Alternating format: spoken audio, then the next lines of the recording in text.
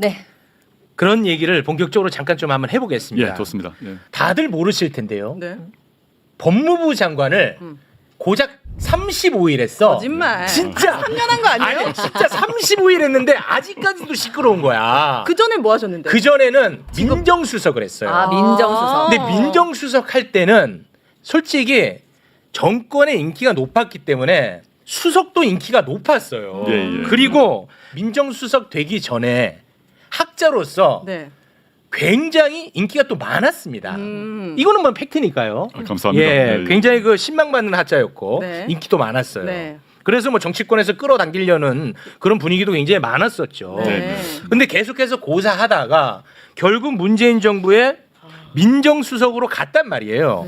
무슨 생각으로 가신 거예요? 민정수석 가게 된 거는 제가 이제 사적으로는 문재인 대통령, 당시 이제 문재인 변호사죠. 문재인 변호사님과 연이 좀 있었고 그 과정에서 참여정부 시절에 이제 검찰 개혁을 해야겠다라고 고 노무현 대통령이 시발점이 되었는데 그때부터 시작을 했고 제가 당시에 노무현 정부 시절에 검경 수사권 조정 관련해서 위원이었습니다. 1년 반 이상 계속 그 검경 사이의 문제를 조절하려고 노력을 했고 네. 거의 이렇게 만들어냈는데 검찰 측의 겁으로 다 깨졌어요. 아. 그런 과정을 당시 이제 문재인 대통령이 당시는 청와대 수석 비서관으로 있었기 때문에 제가 어떤 일을 했는지를 알고 계셨던 것 같습니다. 그리고 2012년에 문재인 대통령이 이제 대통령 후보가 되었을 때 제가 도왔고요.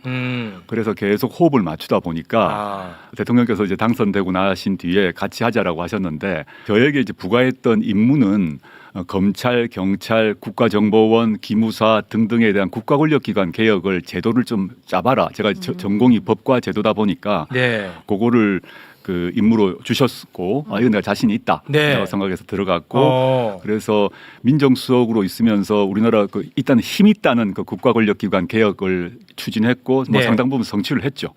자 여기서 그러면 진짜 뼈 아픈 거 들어갑니다. 네. 아마 오늘 또 울 수도 있습니다. 아, 네. 진짜입니다. 네. 자 간단하게 이야기를 하면 검찰 개혁하기 위해서 민정수석 흔쾌히 수락했다. 맞죠? 네, 맞습니다. 그런데 김건희 여사의 도이치모터스 주가 조작 의혹, 윤석열 대통령 장모의 잔고 위조, 양평 공흥지구 개발 특혜 의혹 이런 문제는요. 윤석열 대통령이 중앙지검장 하기 전의 이야기입니다. 이런 것들 왜 민정수석이 걸러내지 못했습니까? 많은 분들이 착각을 하시는데 제가 민정수석으로 임명되는 첫날에 기자가 저에게 질문합니다. 수사지휘, 검찰이든 경찰에 대해서는 수사지휘 어떻게 하실 겁니까? 라고 물어봅니다. 네. 제가 바로 즉답을 하는 게 민정수석은 수사지휘를 할 자리도 아니고 해서는 안 됩니다. 라고 끊습니다. 이 말이 뭐냐면 과거 권위주의 정권 때는 검사 출신 민정수석이 와가지고 수사를 진짜 조율을 했어요. 누구 집어넣어라 누구 집어넣지 마라를 다 조율했습니다. 그래가지고 국정농단 사태가 벌어지고 그래서 우병우 민정수석이 감옥에 갔습니다. 그렇죠. 그래서 문재인 정부 들어서고 난 뒤에 문재인 대통령의 엄명이 청와대는 절대 수사에 개입해서는 안 된다는 것이 엄명이었고 저 역시 마찬가지의 소신을 갖고 있었습니다. 바로 그 얘기를 하시네. 오 화났다 또. 그러니까 아이고. 일단 얘기를 이렇게 풀어갈게요. 저는 조국 선생이 당만 들어서 윤석열 정부에 맞서겠다는 것서부터 하나도 빼놓지 않고 모든 걸 찾아서 그 발언을 들었고 예. 취지에 너무 공감해서 신장식 씨랑 연락을 해서 정말 잘 되길 기도하고 하여튼 그런 찬성하는 입장이에요. 예. 네. 얼마나 근데- 욕하려고 그렇게 깔아. 근데 지나간 시절 중에 정말 견딜 수 없이 열받은 두 가지 그 추억인데 그 중에 하나가 바로 네. 민정 되시면서 민정은 그 검찰 조정하면 안 된다라는 기자 앞에서 밝힌 그걸 라이브로 내가 보았습니다. 예, 예. 아, 첫 네네. 번째야. 네.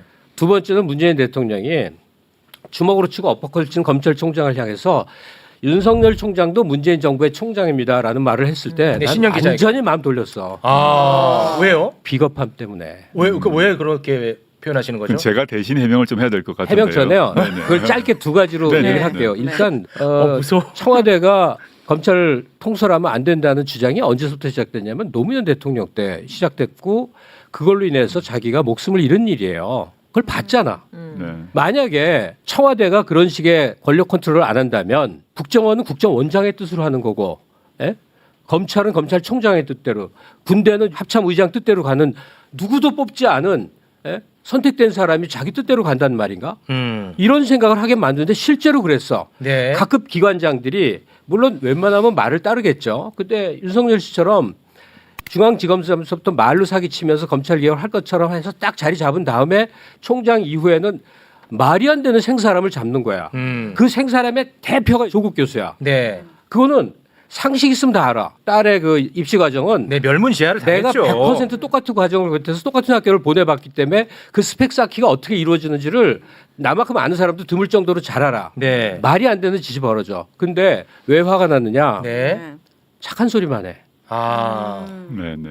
조국 교수는 자기가 더 이상 교수가 아니고 민정수석 대통령을 보좌하는 권력기관의 장일 뿐더러 법조항이나 조례를 뛰어넘어서 정치 행위를 하라고 하는 것이고 궁극적으로는 대통령의 통치 행위의 일원으로서 대응이 되라는 건데 네. 나중에 알고 보니까 법령 쓰고 있었대. 검경 수사권 조정. 그래서 알겠습니다. 이런 분위기에 제 오랜 여친이 있어요. 아니 근데 단어 선정에 좀 신중을 기해 주시고요. 아니 다 팩트야. 네, 갑수 씨. 지금껏 만나면 싸워. 요즘 안 싸우게 됐지 드디어. 조국 선생에 대해서 의견이 이제 그 친구는 그냥 입만 열면 조국 칭송이고 조국은 다 옳고 조국 딸 팔로우 하면서 난 언제나 열을 내서 원래 싸울 일이 없었어. 네, 알겠어요. 네. 근데 엄청 싸운 게 정리하면 이래. 상대는 우통 벗고 시칼 들면서 생사랑 잡으면서 난리 그냥 피바람 불러일으키는데 맞는 쪽에서는 하면서 공자할 맹자할 하는데 그것만이 아니라 쳐 맞아 막 피 흘리면서 그러면서 착한 소리만 해. 그러면 그 사람만 불쌍하면 되는데 그 사람을 지지했고 진보의 신념을 가졌고 민주당을 응원했고 김대중 노무현으로 이어져 왔던 그 계통에게 자기의 자존심과 희망을 걸었던 사람들은 뭐가 되냐 이가 너무나 초라하고 위축되고 늘 변명해야 되고 오바마가 나오니까 흑인들이 그러잖아. 잘못한 것도 없이 매일 오바마 변호를 해줘야 된다고. 오바마는 당당하기라도 했지. 민주 세력으로서 단독 집권을 거의 처음 하다시피 했는데 맞습니다. 네. 민주 세력은 이렇게 힘이 없고 민주 세력은 이렇게 법을 뛰어넘는 통치적 행위를 할 수가 없는 건가?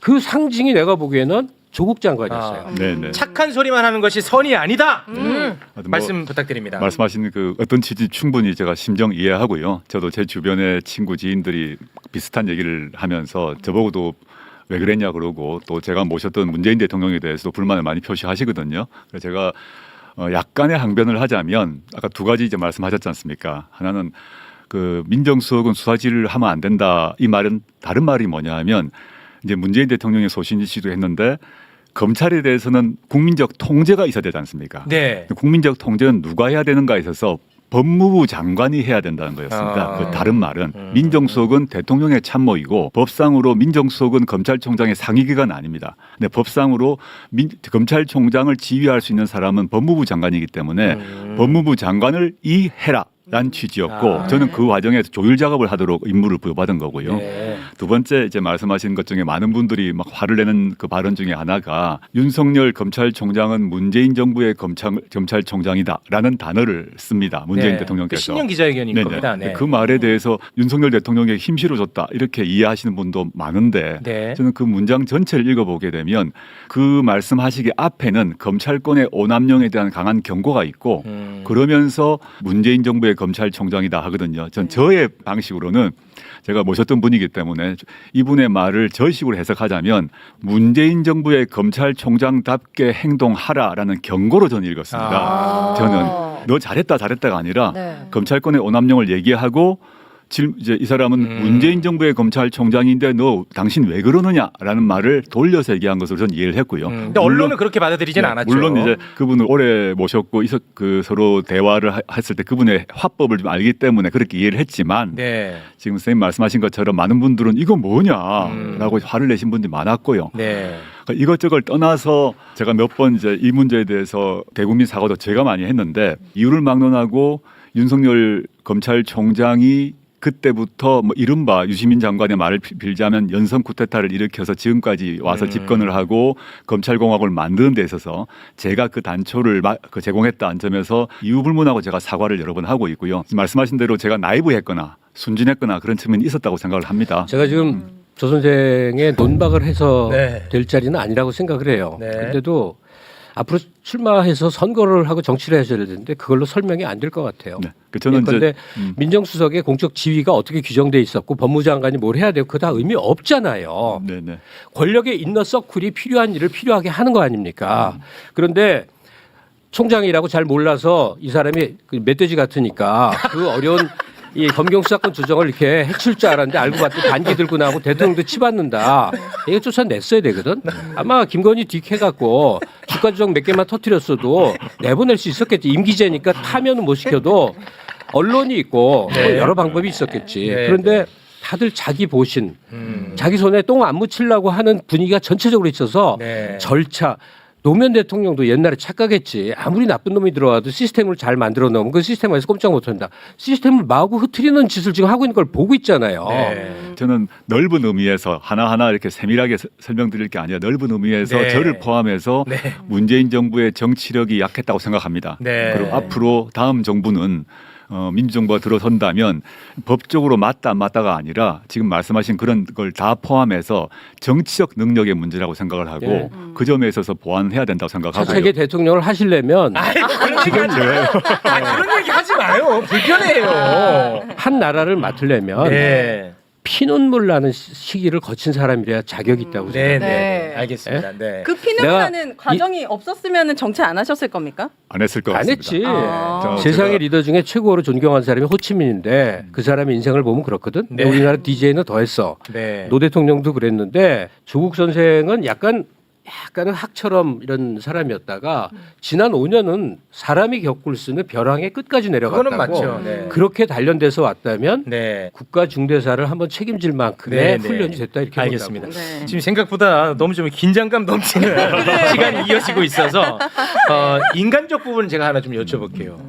조국 장관은 자리에서 물러나고 가족들은 위기에 빠집니다. 네. 지금도 진행형이고요. 맞아.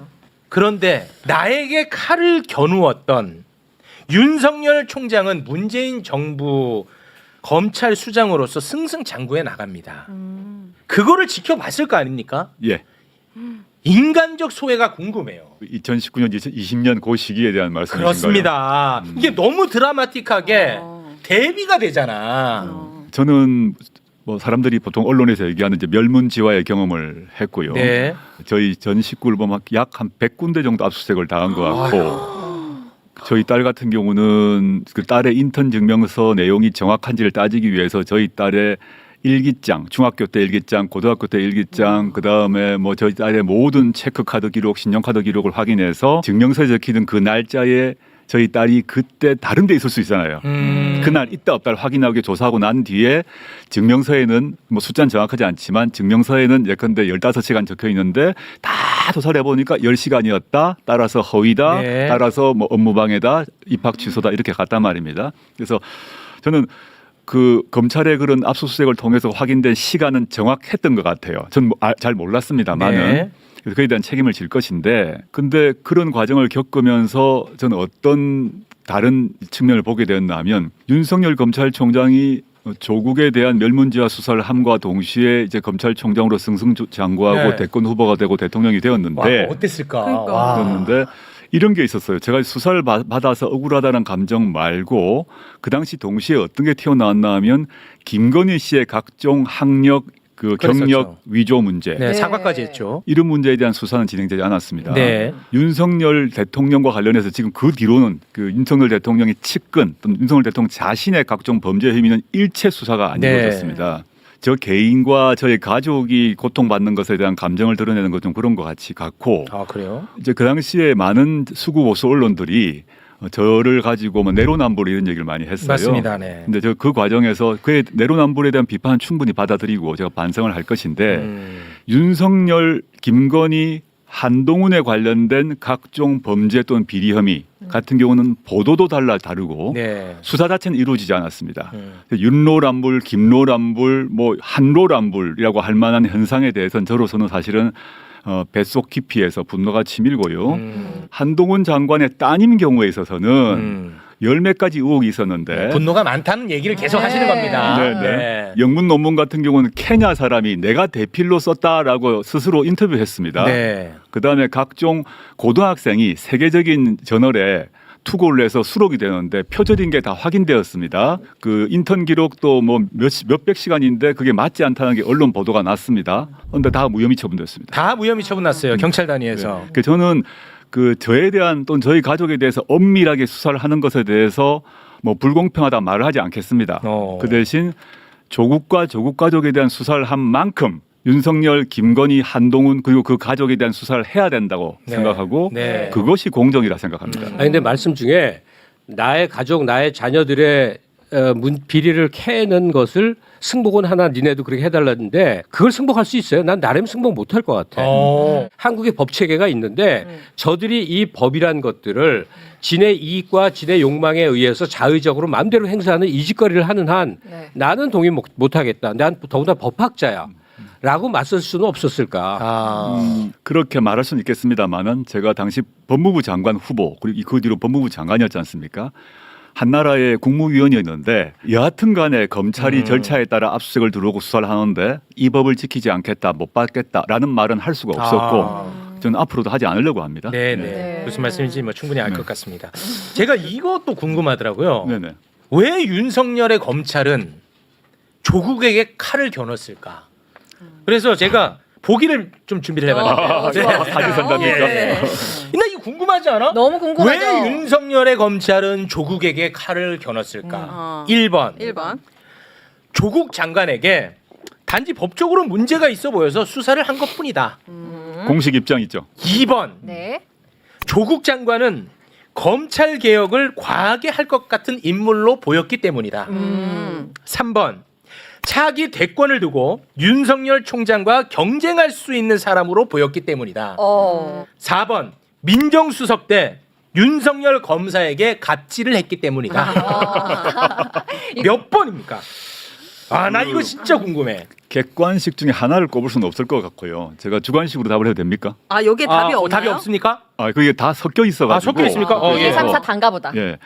일단 간단한 것부터 하자면 4번 경우 관련해서 갑질은 표현이 어폐가 있습니다만은 민정수석의 역할 중에 하나가 수사 지휘는 하지 않지만 인사에 개입할 수 있습니다. 네. 합법적으로. 왜냐하면 대통령의 인사권을 대의하는 사람이기 때문에 윤석열 서울중앙지검장의 또는 윤석열 검찰총장이 원하는 인사 또는 윤석열 라인에 속하는 검사들 경우에 있어서 민정수석실에서 이 사람은 안 된다라고 한 사람이 여럿 있었습니다.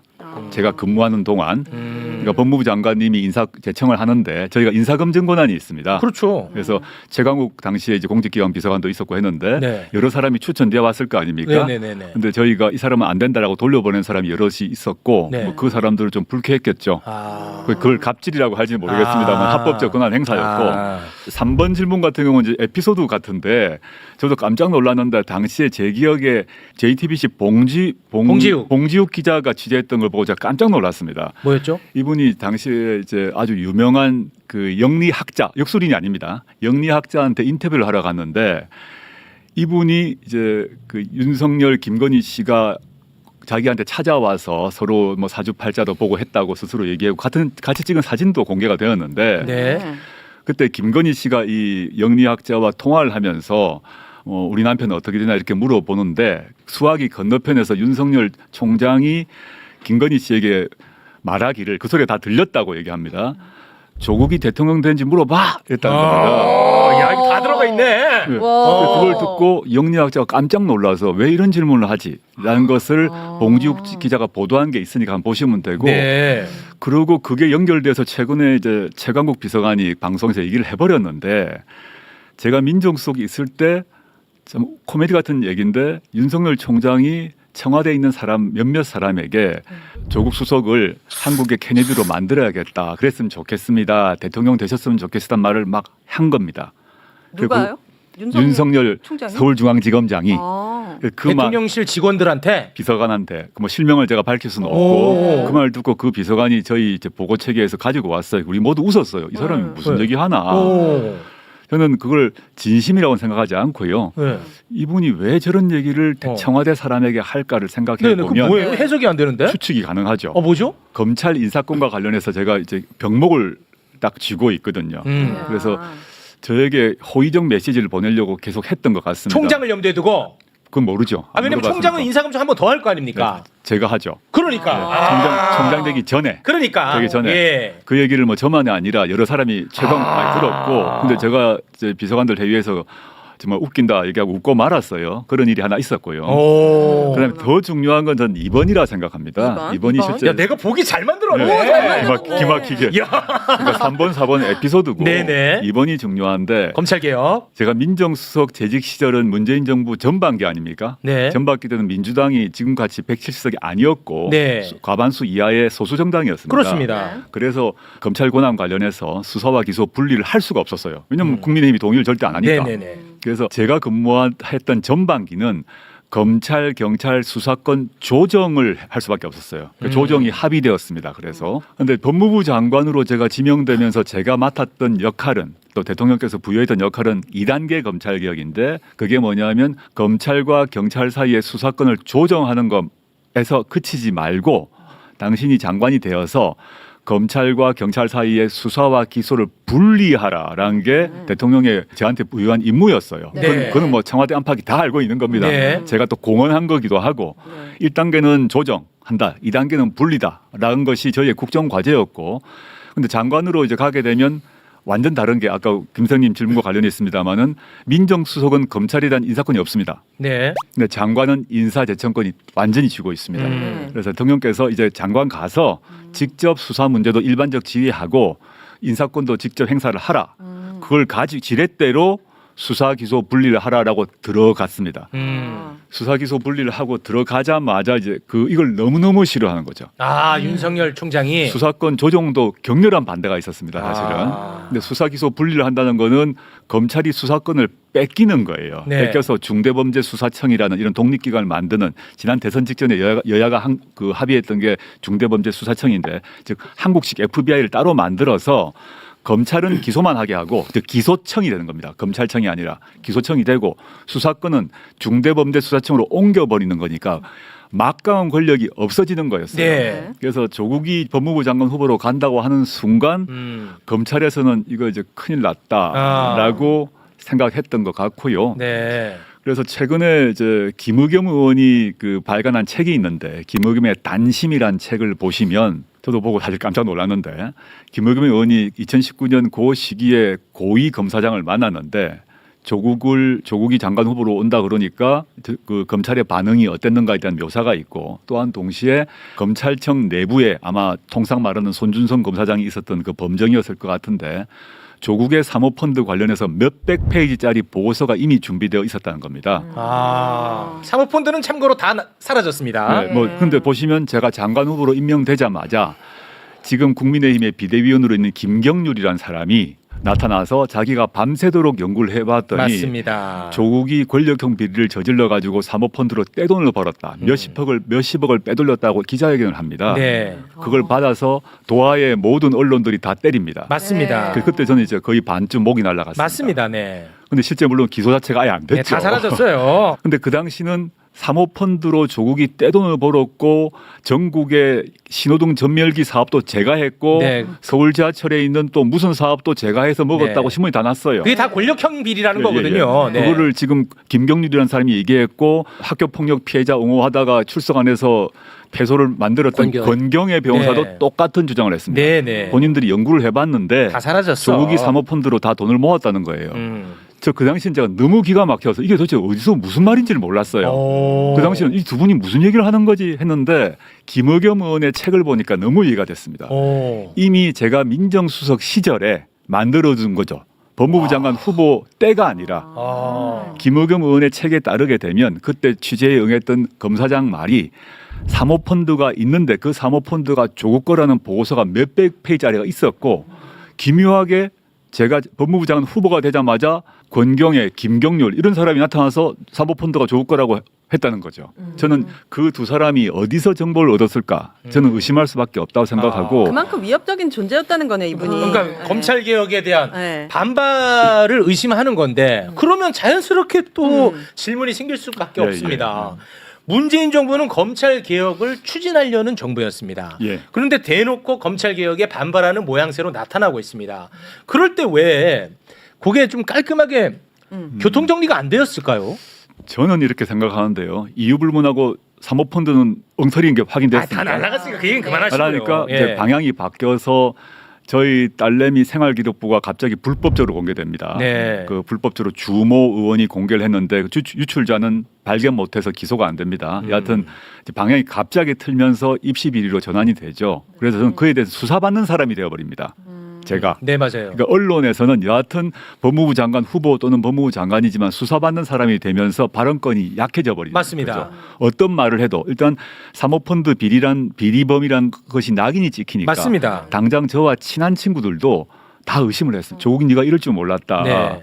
너가 민정수석 있으면서 공정하게 할 줄 알았는데 너가 사모펀드로 돈 모았냐라고 비난하는 사람이 많았습니다. 네. 사실은. 말씀 중에 죄송. 네네. 지금 얘기 전 국민이 웬만하면 다 아는데 아 그렇습니까? 그렇게 저렇게 치고 들어오는데 어떻게 그걸 방어하고 역공하고 하려고 생각을 하셨던 거예요? 저는 그 당시는 방법이 없었고 제가 몸으로 막는 수밖에 없다 생각을 했습니다. 아니 그 저는 질문이 뭐냐면 장관님 단위의 방어를 말씀드리는 게 아니고 그 윗선을 말씀드리는 거예요. 그게 검찰 개혁을 추진하겠다는 정권이었는데 검찰 개혁에 반발하는 모양새가 나오지 않았습니까? 네네. 그 점 말씀드리면 당시 청와대에도 사모펀드가 조국 것이다라는 보고서가 올라갑니다. 그래서 청와대에도 반부패 비서관을 통해서 검찰의 입장이 반영된 보고서가 올라가고 그다음에 다른 쪽에서는 근데 뭐 최강욱 쪽 이제 공직기강 비서관 라인이 있죠. 여기서는 조국계 아니다라는 보고서가 올라갑니다. 그래서 청와대 안에서도 이게 도대체 누구 말이 맞느냐. 판단하기가 어려웠군요. 그러니까 상당 기간 동안 검찰 쪽에서는 맞다라는 보고서를 반부패 비서관을 통해서 올리고요. 그다음에 청와대 내부에서 민정비서관이나 공직비서관은 아니다라는 보고서 올렸다고 제가 들었고 또 그렇게 인터뷰가 되었는데 초기 과정에서 청와대조차도 판단을 할 수 없는 상황이었던 거죠. 그게 이제 하나의 당시 상황에 기선을 제압당한 게 아닌가 생각을 하고 네. 그러다 보니 저로서는 제가 이제 그 몸으로 버텨야 되는 상황이 됐고 저는 개인적으로 굳이 하나 아쉽다면 제가 법무부 장관 이제 자진 사퇴했을 때 윤석열 총장을 동시 경질했으면 어땠을까 이런 아쉬움을 그렇죠. 갖고 있습니다. 개인적 아쉬움이 그게 좀 저로서 아쉽다. 처음으로 좋아하십니다. 그건 옛날부터 내가 주장했던 거죠. 제가 인사권자가 아니라서 무슨 말씀 못 드리고요. 네. 그럼 저로서는 대통령의 권한입니까? 그럼요. 그 점은 동시 경질해서 네. 장관과 총장을 새로 임명을 해서 그때 그러니까 2019년 하반기에 장관과 총장을 새로 경질하고 새로 임명해서 새로 시작했으면 좋았겠다라는 개인적 소망은 있으나 네. 그 당시 청와대 상황은 제가 알 수 없기 때문에 네. 제가 뭐라 말씀 못 그러니까 드리겠습니다. 2년 몇 개월이 검찰총장의 흑심에 의해서 질질 끌려다니면서 대통령 권력이 바닥으로 추락한 때예요. 그리고 국민들도 막 윤석열 지지파, 조국 지지파에서 나뉘어서 싸움하는 일이 맞습니다. 정말 말이 안 되는 게 벌어졌어. 네. 그 시절에 절차와 제도가 이래서 그랬다는 말씀은 더 이상 안 하시는 게 좋은 게요. 네네. 질문을 하시길래 답을 짚을 건 짚어야 되기 때문에. 만약에 그 절차와 제도대로 해서 한다면 앞으로도 영원히 실패하실 거예요. 알겠습니다. 예. 근데 아무리 생각해도 검찰이 개혁 대상이었는가, 언론도 개혁 대상이었는가, 아무리 생각해도 저는 지금까지도 그래요. 아무리 생각해도 검찰은 개혁 대상이 아니라 그냥 장악하는 대상이죠. 왜냐하면 검찰 구성원들을 봐. 나도 집안에 검사들이 있어. 조선생한테 배운 학생이야. 조카애가. 예. 다들 출세하는 거 왜 아무 관심도 없어. 솔직히 말하면. 그러니까 최고 권력자 대통령이 딱 장악을 해서 기소청으로 분류를 해내든 뭐 공수처를 만들든 이거는 최상위급 기관에서 딱딱딱 처리해낼 일이지 무슨 내부 토론에서 될 일도 아니에요. 더구나 개인 체험을 하나 얘기를 하겠는데 중앙지검 때 김건희 씨를 만났어. 김건희 씨가 내 작업실에 놀러 왔어. 윤석열 서울중앙지검장 시절에 이런 또 폭탄 발언이 아니 여자를 왜 이렇게 많이 만나? 신기하네. 그래갖고 네. 뭐야 이런 얘기까지 해 오늘. 그 친구가 좀 진심 같이 얘기하거든요. 막 이렇게 열정적으로 말해. 그리고 좀 막, 여사님이요. 남자스럽지 남기가 많지. 이런 얘기를 여기 와서 해. 아니 그게 무슨 얘기냐면 우리 부부가 꿈이 뭐냐. 검찰총장 해보면 정말 좋겠다. 오. 검찰총장 하고 나면 좀 먼 데래. 어딘지 모르겠어. 혹시 외국일지도 모르는데 먼 데 집회해 놓은 데가 있어서 거기 가서 개 키우면서 아무도 모르게 사는 거라는 거야. 총장 끝나고 나면요. 네. 그러니까 인생 최대 목표가 검찰총장이 되는 네, 거고 네. 검찰총장이 되면 준비해냈던 어디가 있는데 어디를 멀리 가서 네. 아무도 모르게 산다는 거야. 네. 근데 지나놓고 와서 그 시점에 행해진 걸 보면 권력 찬탈을 위해서 거의 쿠데타적 행위로 치닫고 있고 그 먹이가 하나 필요했는데 그걸 조국으로 딱 삼은 거 아니에요. 아이고.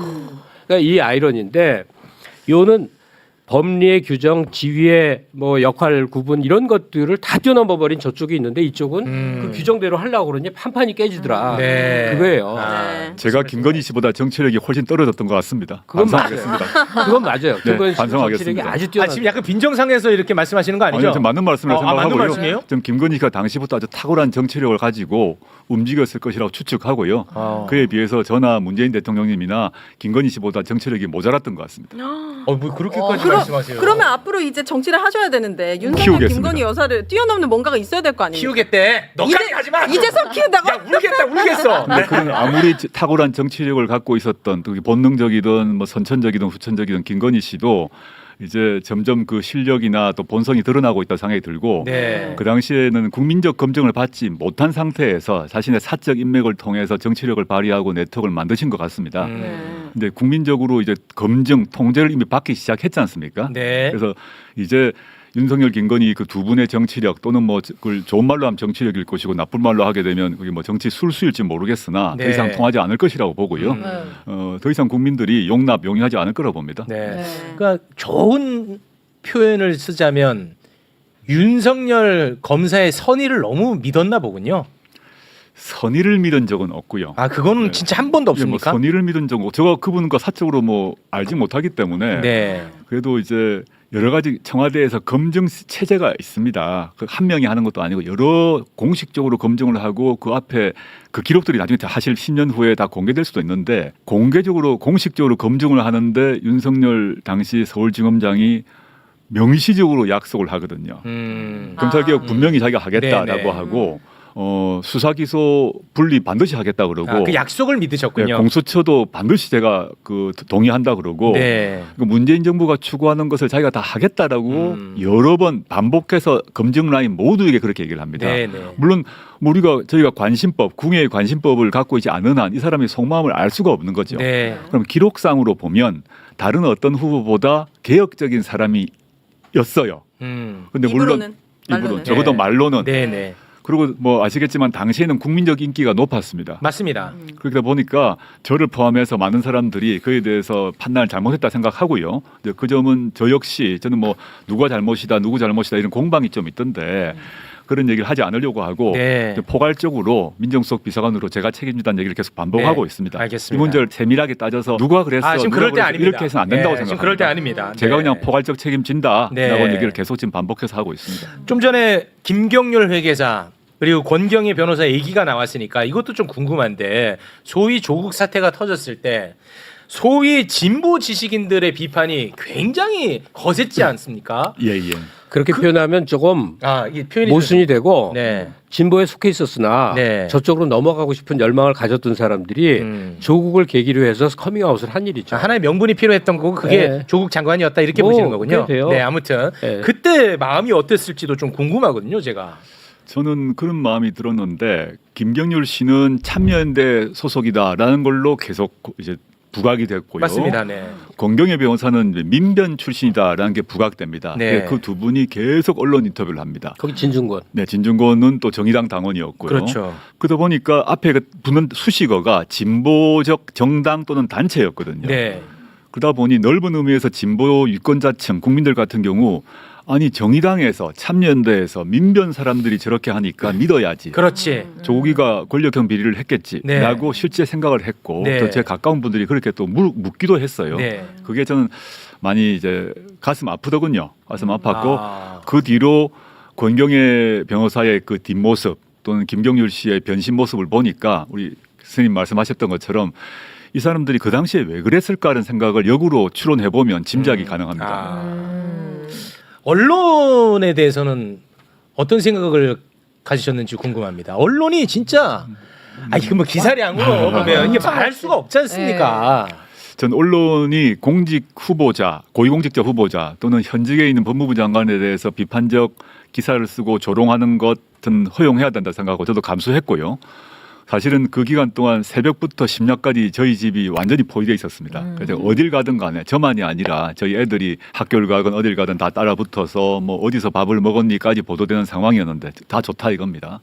그런데 윤석열 검찰총장, 김건희 여사, 한동훈 장관의 각종 비리 혐의가 나왔을 때 그 집 앞에 기자들이 진쳤다는 얘기를 들어본 적이 없습니다. 그 저한테는 이제 맹견이 되고 윤석열, 김건희, 한동훈 이 사람들에 대해서는 애완견이 되는 아하. 것이 언론이 아닌가 하는 생각을 네. 하고 있습니다. 그러니까 그게 그 의문인 거죠. 왜 언론은 계속 그런 행태를 보여오는가? 왜 언론은 민주당에 대해서는 함부로 하고 공격적이고 선택적 이 보도를 하는가? 네. 또 거꾸로 왜 언론의 주류 대다수는 국힘 계열의 유력한 사람이 나오면 말이 안 될 정도로 빨아주고 칭송하고 뭐하고 이게 오래된 관계야. 네. 수십 년 동안. 네. 그러니까 그들의 뭐 이권에 뭐 사슬이 엮여 있어서 그러나 싶기도 하고 자세한 건 모르겠는데 분명한 건 현상적으로 그렇단 말이에요. 네. 나는 옛날엔 정권을 잡으면 다 달라진 줄 알았어. DJ가 정권을 쫙 잡았는데 몇몇 따라오는 언론이 있지만 나머지 대다수는 전혀 안 되더라고. 예, 예. 그래서 검찰은 대통령이 되면 장악을 해서 내 의지를 관철하는 대상이고 언론은 그야말로 제휴하고 설득해야 되는 대상이 아니냐. 내 편을 들어줄 상대를 최대한 늘리는 거지. 일괄적으로 이들을 뭐 이렇게 생각을 바꾸고 논조를 바꿔줄 방법은 없다. 왜냐하면 김대중 때는 그 모진 탄압에도 자기가 어떤 수를 써서든 DJ 생각을 전하려고 애쓰는 언론인들이 넘쳐났었거든. 맞습니다. 유신 시절에 그랬거든.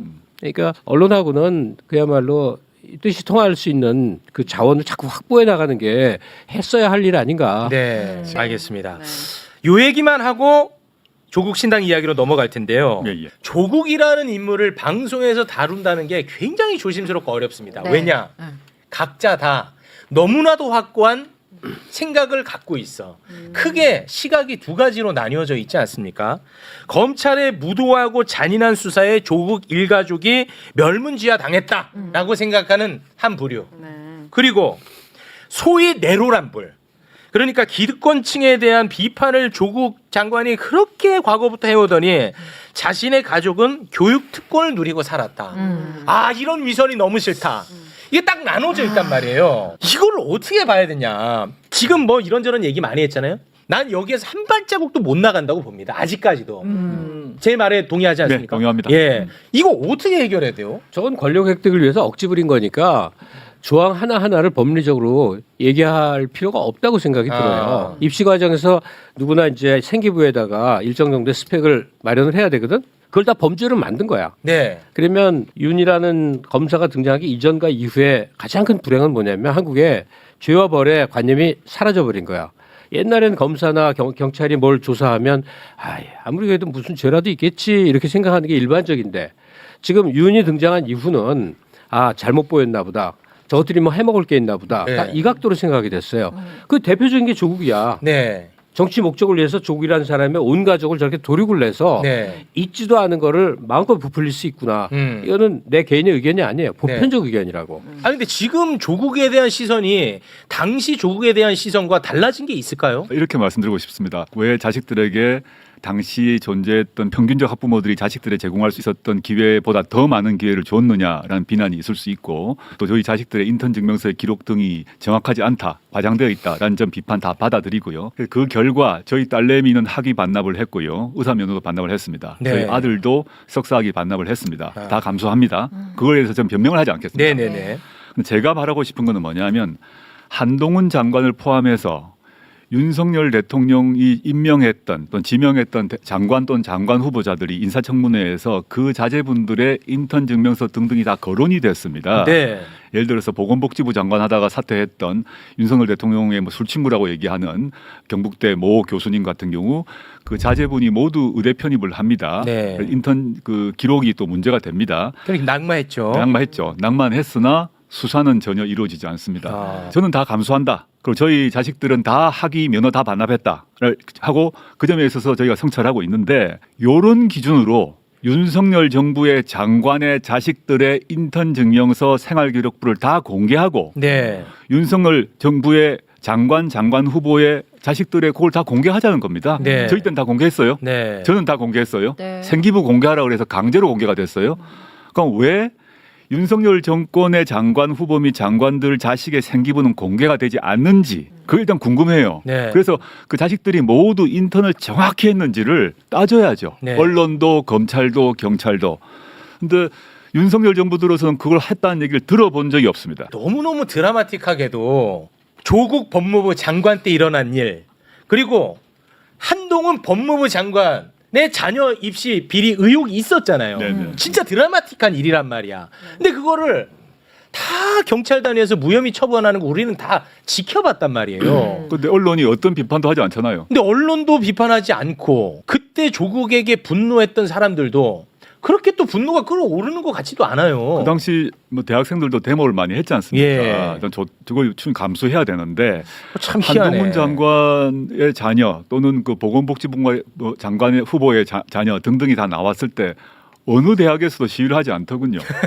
죄를 지은 게 아니라 저들의 법 기술에 의해서 죄로 규정된 거죠. 그러니까 그걸 부정하고 거기에 맞서는 태도는 사람들에게 용기와 희망을 주는 거라고, 정당하게 만들어주는 거라고요. 네. 그러니까 죄를 너무 인정하고 들어갈 필요는 없다. 아, 그렇게 보십니까? 인턴 저는- 갔는데 저는 인턴 좀- 날짜가 저는 이제 장관님은 좀 달라. 입장이 달라. 우리랑 다르네. 한 사람 잡는 거라고. 아니 근데 생각해요. 저도 조금 입장이 달라, 너무 장관님. 좋아하니까 저도 이 편이에요. 아 근데 장관님 입장 좀 달라. 뻔뻔하고 당당해졌으면 저도 좋겠어요. 그래요. 그러면 나는 오히려 감사드리는데요. 언론한테 더 두들겨 맞을 수도 있다고 그- 보는 입장도 있습니다. 저는 지금까지 맞을 이제 각오하고. 제 주변에 뭐 친구들, 동료들 같은 경우는 왜 또 사과하냐라고 막 저를 구박을 많이 합니다. 아 그런 사람이 있습니까? 네, 제 친구들 중에 친한 친구들은 그러는데 제가 2019년 이후로 총 한 15번 이상 대국민 사과를 구두로 또는 서면으로 했습니다.